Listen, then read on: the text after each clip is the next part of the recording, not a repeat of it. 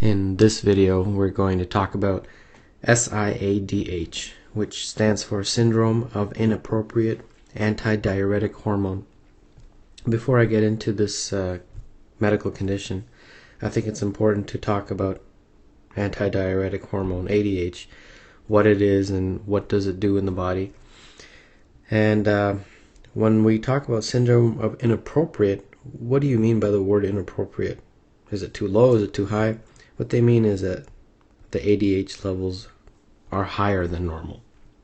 So let's talk about ADH with a very, very nice diagram. This diagram is of the nephron.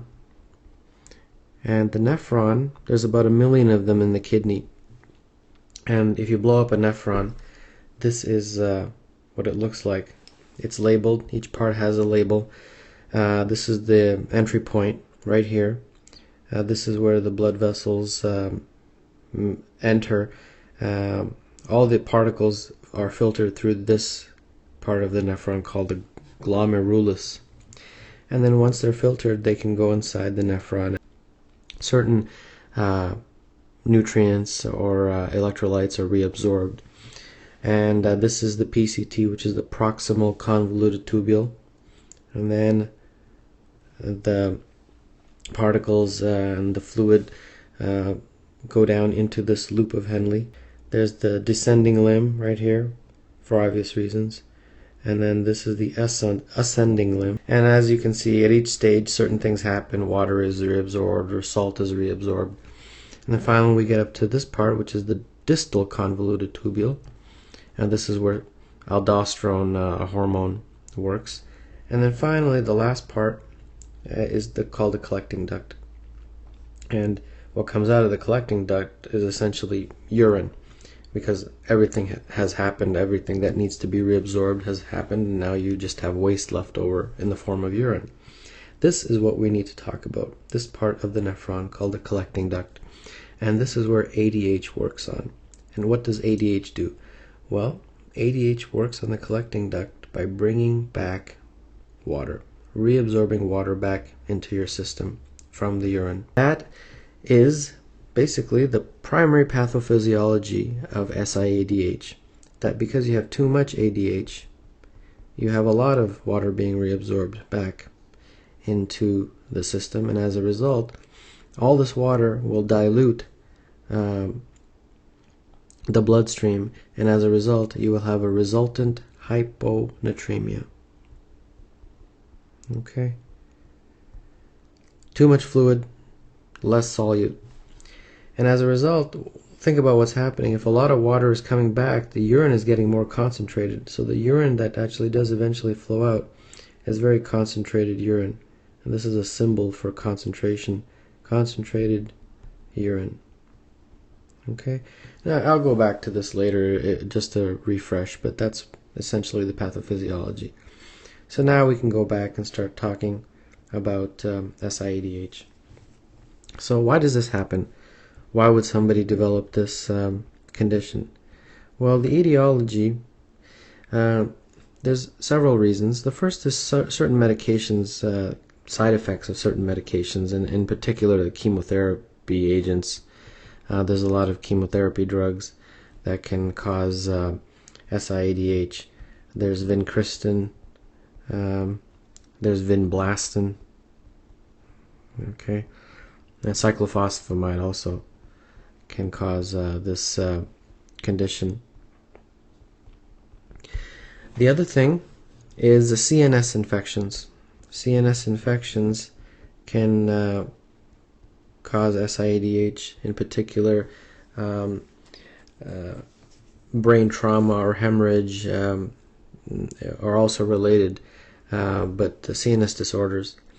And then the big one that licensing exams always focus on is lung infections. Lung infections, either pneumonia, pulmonary abscess, tuberculosis, and the biggest one of all, this one is probably, if you take anything away from this presentation, it's this one, small cell lung cancer. That is by far the biggest cause, and we'll talk a little bit more about that later on. So, okay, you've got one of these things. Now what's happened? What's happened in your body? Well, the concentration of this hormone, antidiuretic hormone, is increased. This is a hormone that's produced in the hypothalamus and delivered to the posterior pituitary.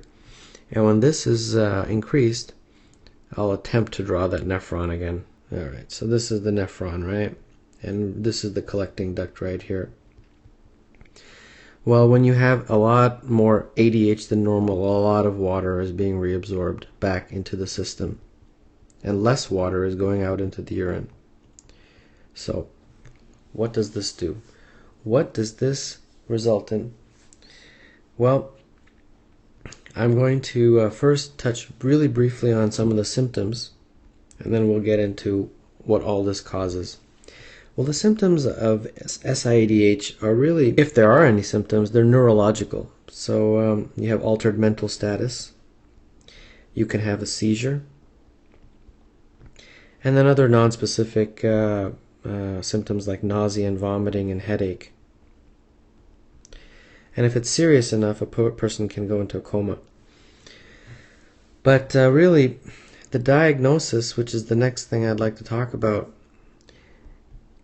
is a very interesting way of diagnosing it. A lot of times it's just simply low sodium. I'll just write out the word. Low sodium. A person comes into the ER and they've got those symptoms that I've mentioned, and when you draw the initial labs, you find that they have a low sodium level. And the investigation then begins.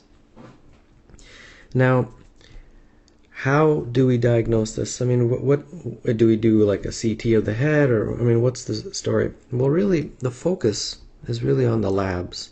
Think about what's happening in SIADH, and you'll pretty much be able to figure out what the labs will be like. So remember, water is coming back, so you're going to have a dilutional effect in the bloodstream, and as a result, you'll have hyponatremia. Okay? That's the first thing. Now, the osmolality of the blood serum is also going to be low. You have more water, less solute, so low osmolality of the serum. And then, now let's concentrate on the urine. What's happening in the urine? Well, the urine, I'll write it over here, is more concentrated. So you have a high osmolality in the urine, because more water is coming back, less water is going out. And very similarly, you have more water going back, and as a result, more sodium is coming out. So you have a high urine sodium. High urine sodium. So, the diagram explains it really well. So then let's list all those things. So you'll have a low serum sodium level, and let's give some numbers, less than 135 milliequivalents per liter. You have low serum osmolality. Let's give some numbers again, less than 280 milliosmoles per kg of H2O. And then now we're talking about the urine. So the urine will have a high urine sodium level, greater than 40 milliequivalents per liter.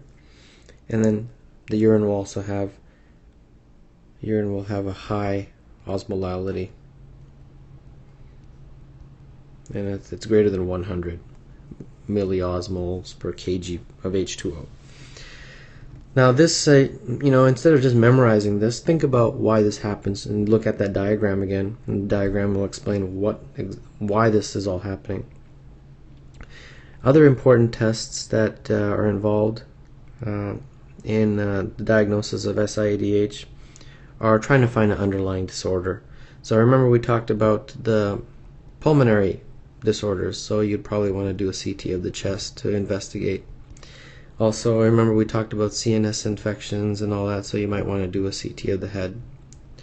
and then a good medication history, because certain medications can cause this. I wanted to touch base really quickly about something that's tested a lot on licensing exams, and it is something called Paraneoplastic Syndrome.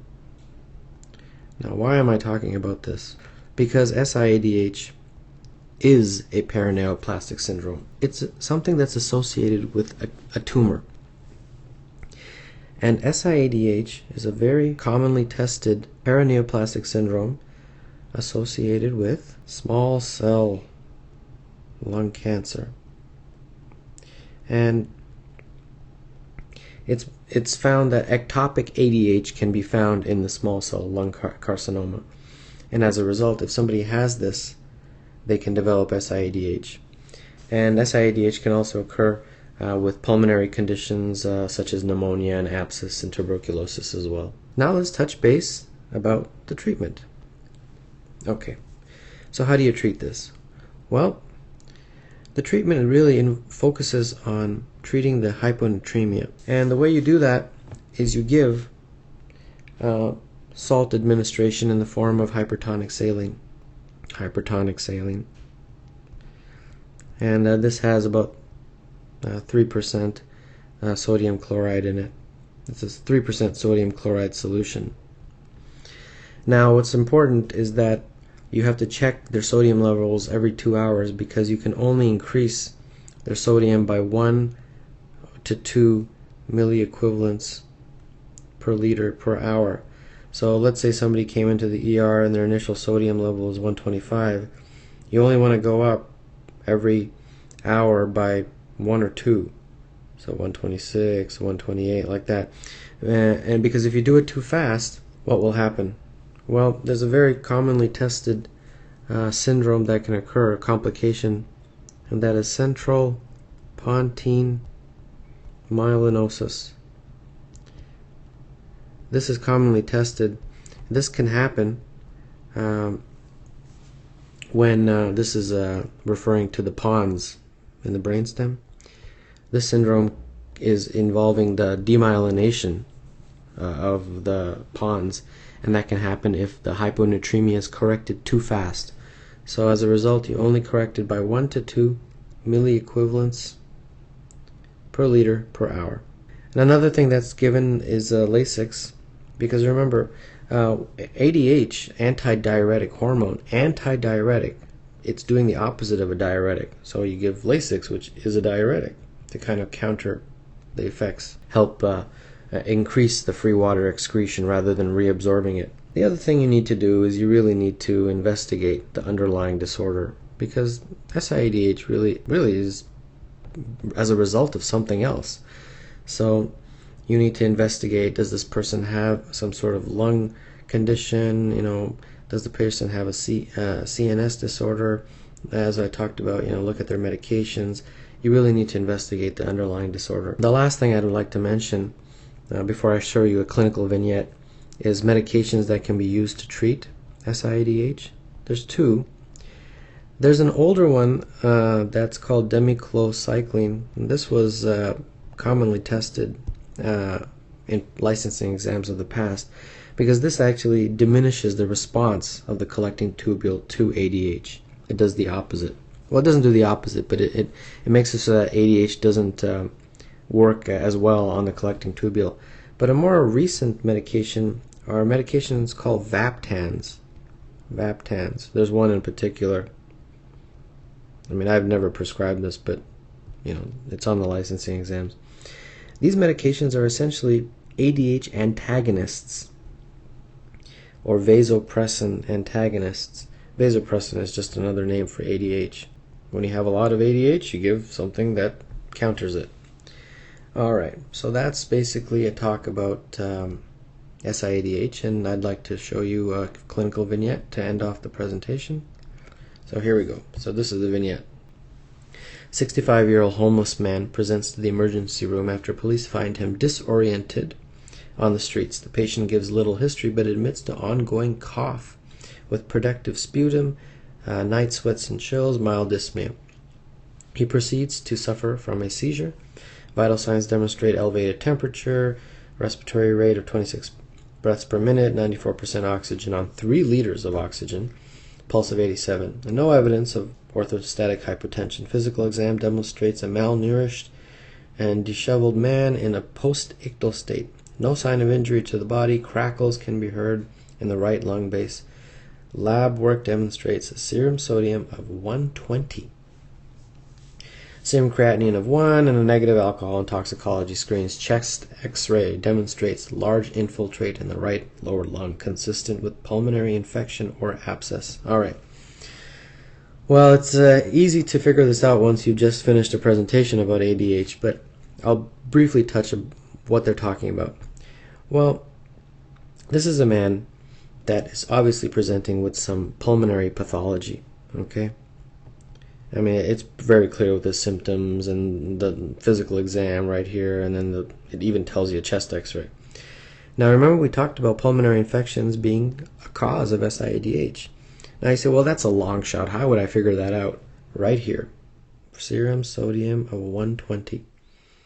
You remember normal sodium is 135 to 150? Well, that's a very low sodium. So, these are the types of clinical vignettes you probably need to practice a lot on, and this presentation I wanted to explain how you would have tackled this type of question on a licensing exam. So that's a presentation about SIADH.